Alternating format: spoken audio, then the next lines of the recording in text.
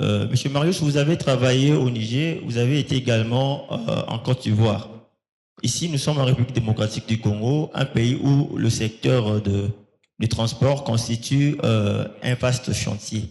Déjà, moi-même, pour arriver ici, j'ai pris une moto qui constitue aujourd'hui le moyen de transport le plus sollicité vu les différents problèmes que nous avons au niveau de route. Pourquoi vous n'avez pas tenu compte de moto? Parce que j'ai suivi la seconde préoccupation. Je la pose au deuxième intervenant. Est-ce que les plaques dans les cadres de ce système seront intelligentes?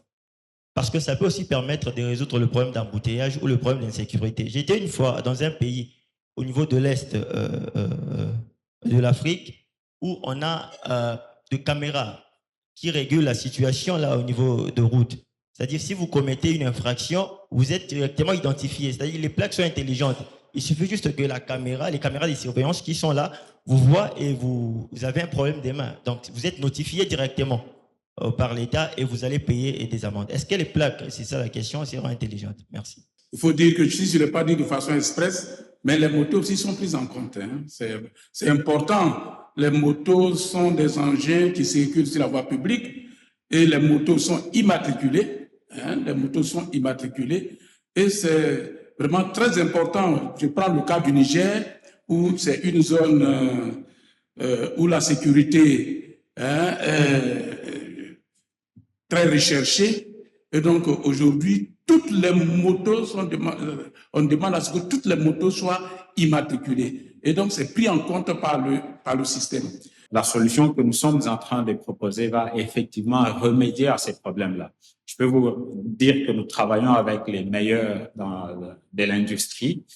Nous avons toutes les mesures de sécurité incorporées dans le plaque d'immatriculation pour pouvoir identifier les véhicules et leurs propriétaires. Et les informations sont traitées en temps réel. Donc, si aujourd'hui on veut savoir qui a fait ceci, qui n'a pas respecté cela, le gouvernement a la possibilité aujourd'hui, ou la solution a la possibilité de pouvoir détecter ces mauvais comportements-là des conducteurs pour pouvoir établir les responsabilités. Et si vous regardez sur cette roue-là, nous ne sommes peut-être pas entrés beaucoup plus en détail, nous limitons souvent la solution tout simplement à la plaque d'immatriculation, ce qui est tout à fait erroné. Cette roue-là vous présente tous les différents services qui peuvent être impliqués et ce ne sont même pas tous les services, c'est juste que nous sommes limités pour représenter tous les services qui peuvent être intégrés dans la solution. Donc aujourd'hui, par exemple, les amendes sont gérées. Lorsqu'un policier vous donne une amende sur la route, vous devez aller à la banque pour pouvoir, où vous allez recevoir une quittance la DGRAD et puis vous devez vous présenter à la banque pour pouvoir faire les paiements.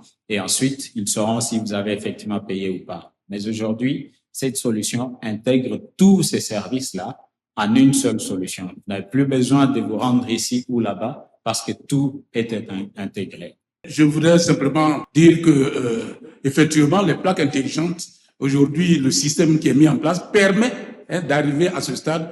Et nous avons l'expérience depuis juillet 2023 en Côte d'Ivoire. On a des plaques avec des puces qui sont donc intégrées, qui permettent de faire ce qu'on appelle la vidéo-verbalisation. Et ça, c'est des choses que l'on peut mettre en place ici très facilement.